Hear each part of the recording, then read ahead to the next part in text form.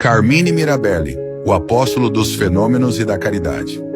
Mirabelli nasceu em 1889, em Botucatu, São Paulo, filho de Luigi Mirabelli, um pastor protestante italiano. Desde cedo demonstrou sinais de uma mediunidade excepcional que aflorou de maneira espontânea e, por vezes, assustadora para a época. Estudou no Grupo Escolar Cardoso de Almeida, em Botucatu, no Colégio São Luís, em Itu, e no Colégio Cristóvão Colombo, em São Paulo, onde surpreendeu mestres e colegas ao dissertar em latim sobre temas complexos, mesmo sem ter estudado o idioma formalmente.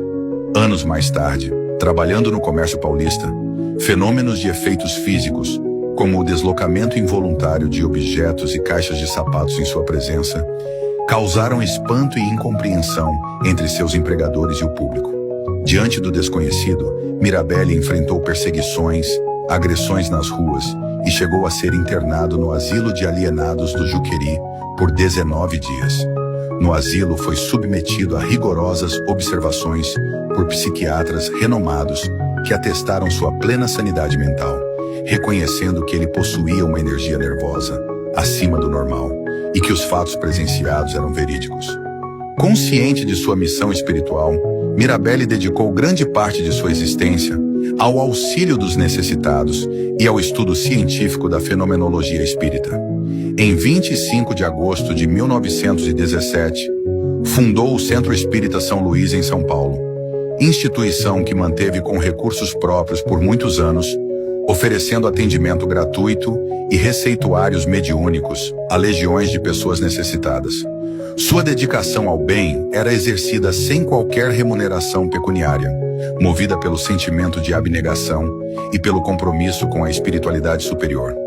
Mesmo diante de inúmeros processos judiciais e acusações de exercício ilegal da medicina, ele jamais esmoreceu em seu propósito de consolar e curar os doentes do corpo e do espírito.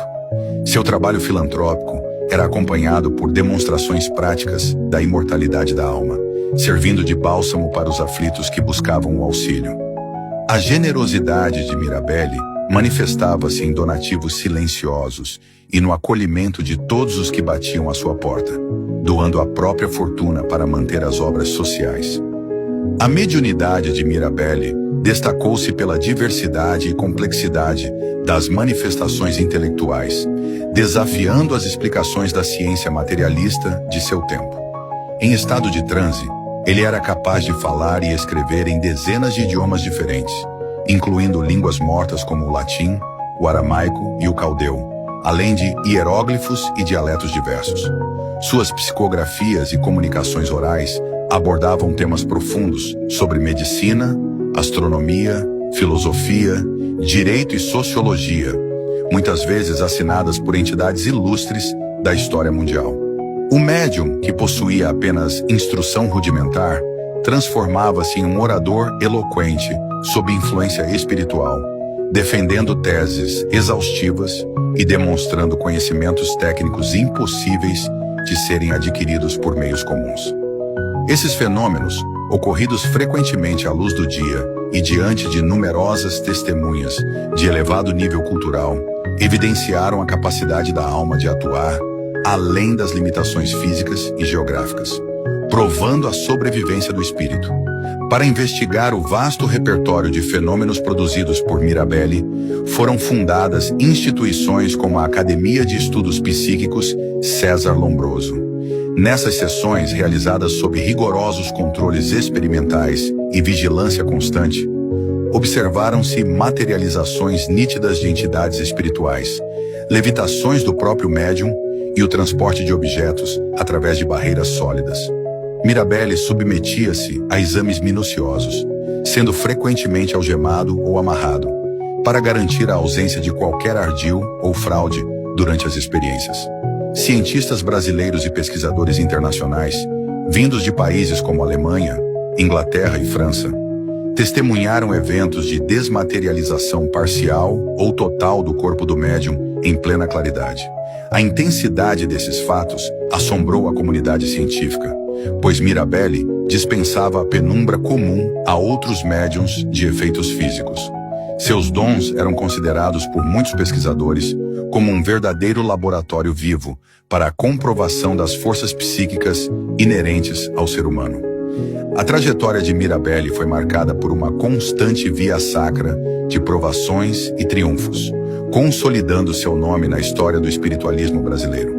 Alvo de intensas campanhas difamatórias na imprensa e perseguições de fanáticos religiosos, ele suportou as calúnias com resignação, amparado por seus guias espirituais e pelo espírito de seu pai, Luigi Mirabelle. Sua vida foi um martirológio de abnegação e fidelidade à verdade espiritual, servindo como uma vitrine onde muitos atiraram as pedras da descrença, mas que resistiu pela força dos fatos. Em 30 de abril de 1951, o médium desencarnou em decorrência de um atropelamento em São Paulo, encerrando sua missão terrena aos 62 anos de idade.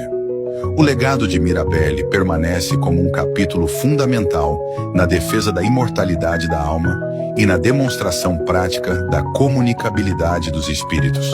Sua dedicação incansável à caridade e à ciência do espírito continua a inspirar o público espírita, revelando a grandiosidade de um instrumento colocado a serviço da humanidade.